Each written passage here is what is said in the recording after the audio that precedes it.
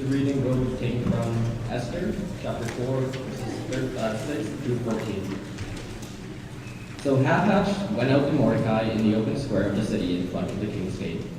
Mordecai told him everything that had happened to him, including the exact amount of money Haman had promised to pay to the royal treasury for the destruction of the Jews. He also gave him a copy of the text of the edict for their annihilation, which had been published in Susa, to show to Esther and to explain to her, and he told him to urge her to go into the king's presence to beg for mercy and plead with him for her people. Hathach went back and reported to Esther what Mordecai had said. Then she instructed him to say to Mordecai, "All the king's officials and all the people of the royal provinces know that for any man or woman who approaches the king in the inner court without being summoned, the king has but one law, that he be put to death. The only exception to this is for the king to extend the gold scepter to him and spare his life. But 30 days have passed since I was called to go to the king." When Esther's words were reported to Mordecai, he sent back this answer: "Do not think that because you are in the king's house, you alone of all the Jews will escape.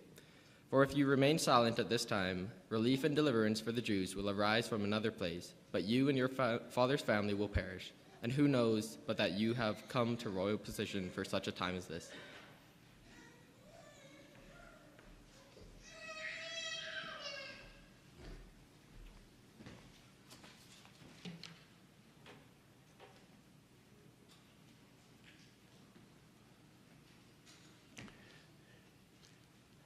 About a week ago, I think it was about the 7th of the month, the Jewish people celebrated a holiday feast that's referred to, that we've kind of anglicized to Purim. It's probably more like Purim.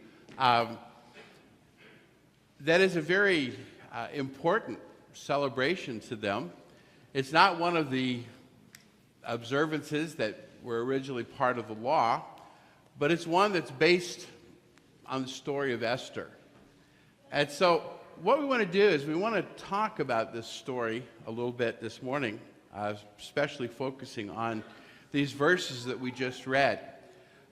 One of the interesting things about Esther is, number one, there are two books of the Bible that are named after women. There's Esther and there's Ruth.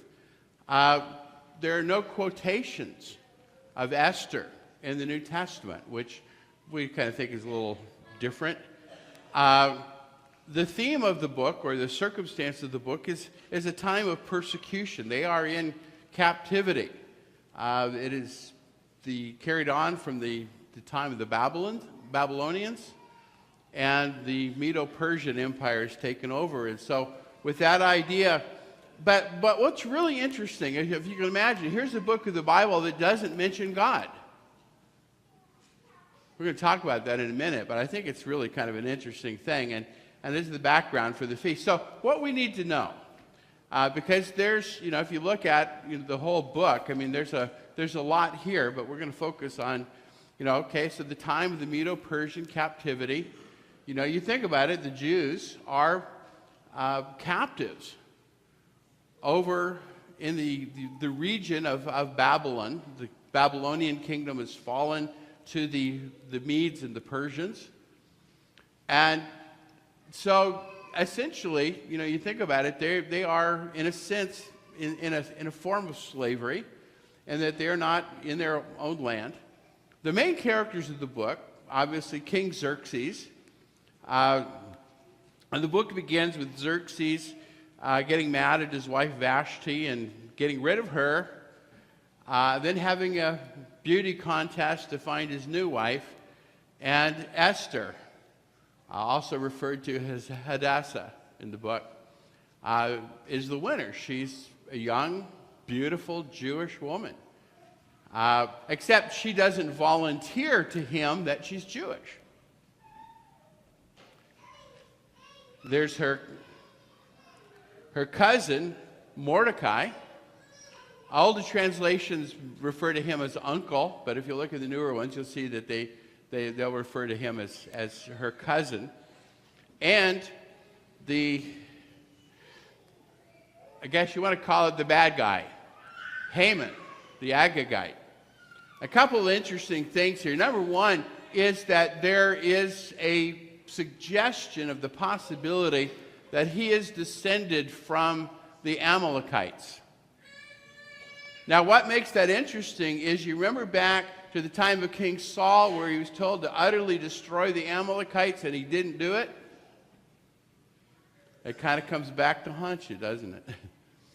But the other interesting thing is that during the Feast of Purim, as the story of Esther is told, that there's kind of a tradition. And that is that whenever the name of Haman is mentioned, there's lots of that he's the bad guy. And it's kind of like the old shows, the old plays that used to happen where people would kind of boo or hiss the villain. And that's kind of the characteristic. But we find that Haman just absolutely hates the Jews. One source I was looking at, you talking about the Feast of Purim, and it just referred to Haman as anti-Semitic. I'm kind of putting a modern spin on it. But he becomes totally enraged when Mordecai refuses to bow down to him. He thinks he's really important and he wants everybody to bow down to him, and Mordecai refuses, and so Haman decides he is going to exterminate, with Xerxes' permission, all of the Jews, and gets the king to issue a proclamation to that effect, even to the point of a bribe to get what he wants.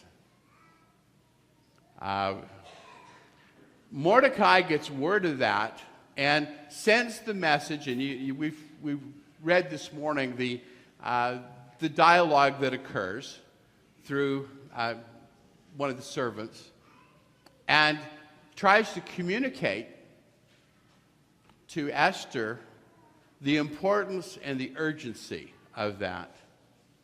And you can imagine putting that responsibility on this young woman.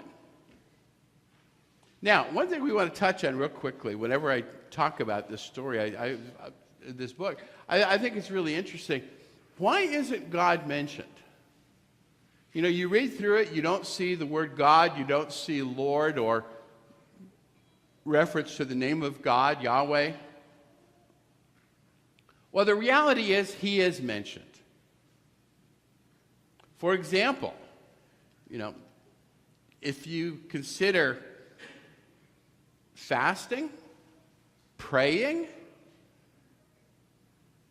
the idea is, and I think it's really an important idea, is that the background for the book of Esther is belief in a sovereign God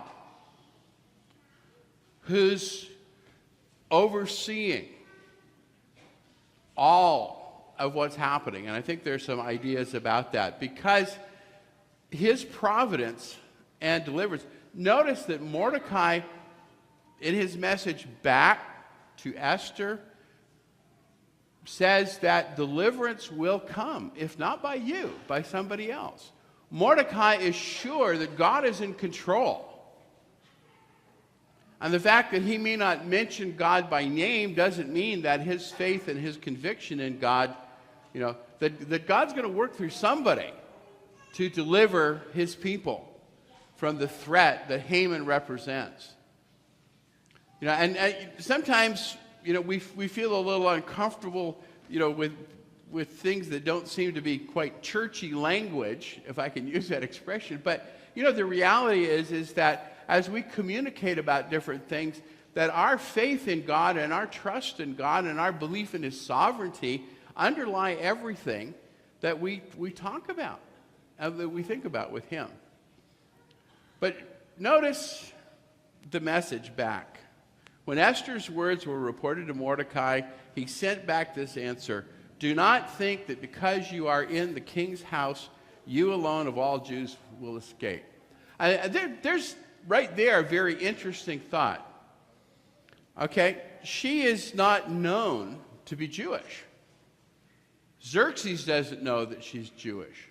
So is she kind of fading into the background here so that she's not going to have to stand up and be counted? Well, Mordecai says, well, if you remain silent at this time, relief and deliverance for the Jews will arise from another place, but you and your father's family will perish. It's going to come out. It's going to become known. And you will suffer the same fate as all the other Jews. And what he doesn't say, but I always think about when I read this story, is that kind of what's also implied here is even if you're not found out, can you live with the idea that all of your Jewish family, all of your Jewish friends, all of your countrymen are about to be exterminated? Wouldn't that cause a great, great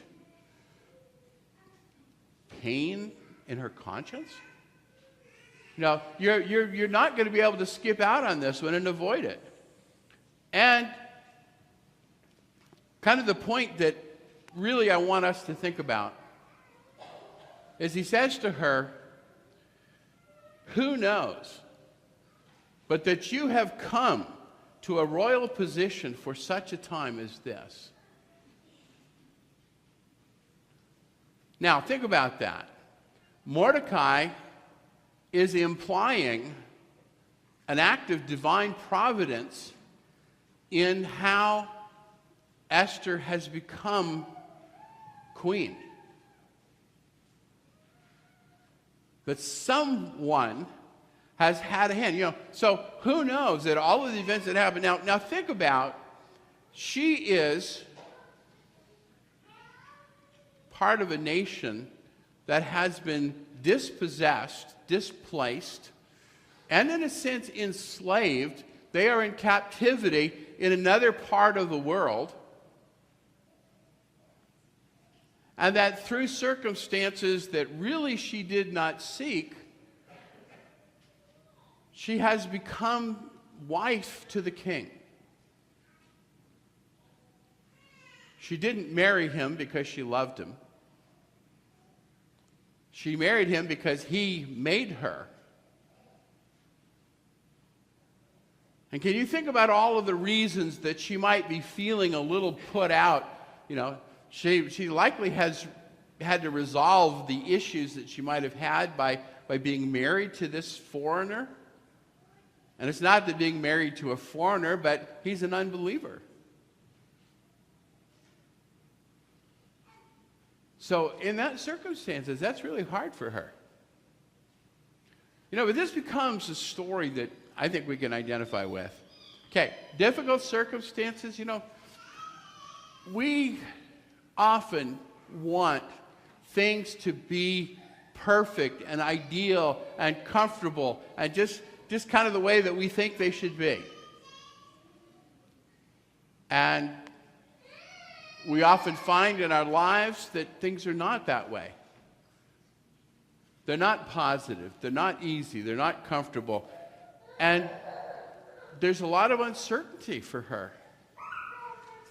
She knows that if she goes to stand before the king, that there's a you want to call it a law, that no one can enter the presence of Xerxes uninvited.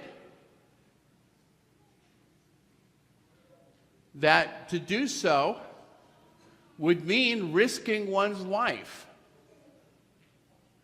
The only way that your life would be spared is if he raised his scepter toward you.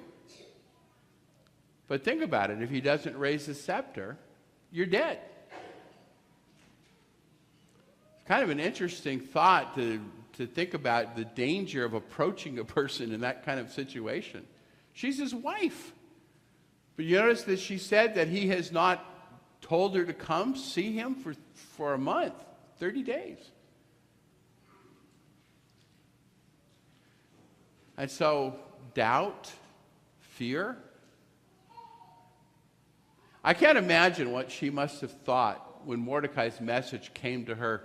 And, essentially, you want to boil it down to a simple expression. She says, I don't want to go. It's dangerous. And the message back from Mordecai is, you must go. We don't like being told that we must do certain things. We don't like even being told that we should do certain things. But the responsibility for saving her people is being laid back onto Esther.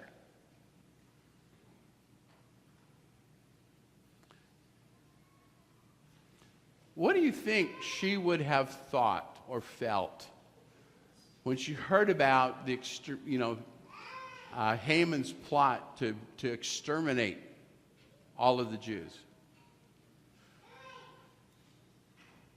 I mean, she's kind of caught really in a hard place because think about it, she's dead either way. If she goes in to see Xerxes, she's dead. If she just, comes out that she's Jewish, she's dead. She lives in a palace with servants. And Mordecai is saying to her, Esther, you have to risk everything that you have. You have to take the comfort and privilege and position that you enjoy, even if it's a little tenuous, uncertain in itself.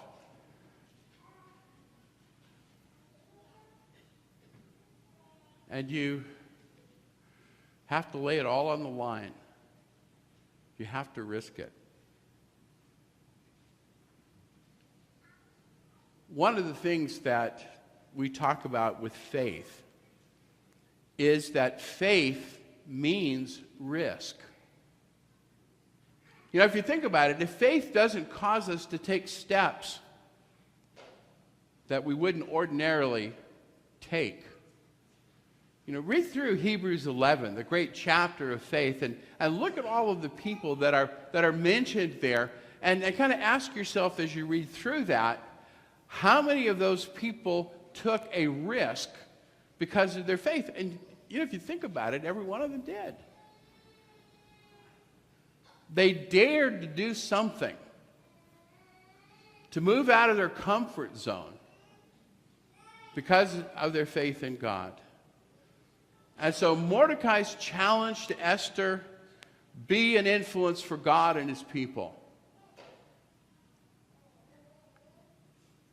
Stand up, take a risk, and do it. And as the story goes, she goes in to invite Xerxes to a dinner. And when he sees her, he extends the rod. I mean, in a way, to us, we kind of look at that and say, of course, if God is working in providence, like Mordecai suggested, if God is working in his providence to have put her there, then he's going to make sure that she gets a welcome if she's going before the king in behalf of God's people. But she didn't know that, did she? And so, as they are eating, she identifies the plot against the Jewish people. And Mordecai ends up being executed. And the king says, but we've got a problem. I've issued a proclamation, and I can't reverse that. And so the Jewish people are allowed to arm themselves, to defend themselves in the face of that. But her risk, her taking a stand, her identifying herself, lead to the salvation of the Jewish people. And you think about, that's really why that has become an important observance or celebration in the Jewish faith, because it is a form of liberation. You think about, as Christians, why we are here. And we use ideas like we're here to serve and to honor God. But as we think about doing God's will, one of the things is to be an influence for Him, to be an influence for God, to be an influence for good. You know, the Bible Jesus used expressions like being light or salt or yeast. I read a little story the other day about a little young girl that had passed away. And one of her friends was talking about her. And the way the friend expressed it is that there was something about her that made you want to be a better person.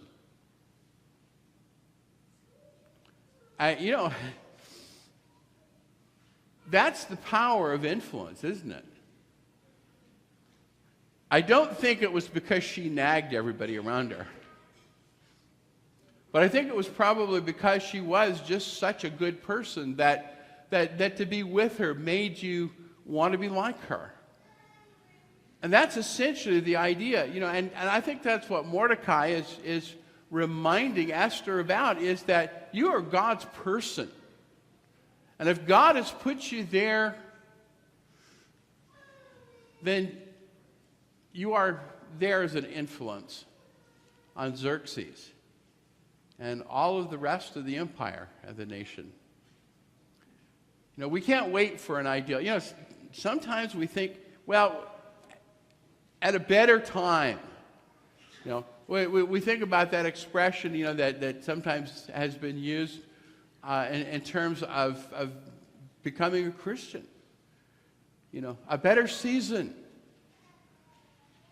I think Paul kind of answers that in 2 Corinthians when he says, now is the day of salvation. There's not a better time.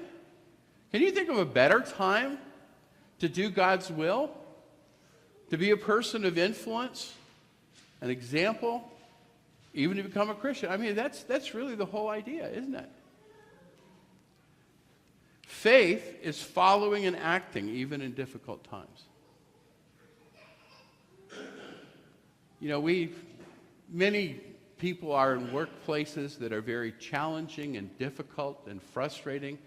Whenever I think about this, I've talked about my involvement, and as a teenager, the summers I spent working in the warehouse, and then right after we were married and out of school, working in the store. And sometimes just with ridicule, sometimes with people that are not there to help and encourage us, to say in our hearts and our minds that it doesn't matter what people around us are going to do, I am going to be God's person. I am going to show the light of Christ in my life. But then, one of the things that I sometimes have said this to people because I think it's worth considering. You may not feel like where you are in life, where you work, or whatever, is a result of the plan of God. But yet I think sometimes we need to consider that. And we need to think about that God may have a purpose for me to be there. Who knows whether I am here to be an influence for God. Tim has chosen a song for us to close with, and I think it's a great song because it's for us as Christians that encouragement to stand up. And the title's not in the order of service, that accidentally got bumped, but stand up for Jesus. That we need to be like Esther. maybe we're a little begrudging, maybe we're a little bit hesitant, maybe we are holding back. Well, see, the words of the song say, stand up for Jesus. Be an influence for God and for good. But maybe if you're not a Christian, it's time for you to really take a look at your life and where you are with God and your need